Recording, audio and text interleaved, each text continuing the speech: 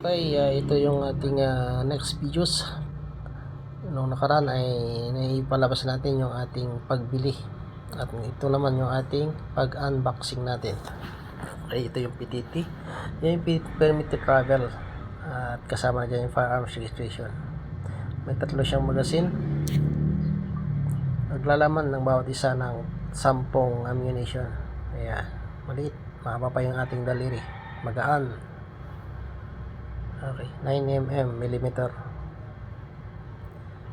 Okay. So, ang tabayanan nyo yung ating next videos.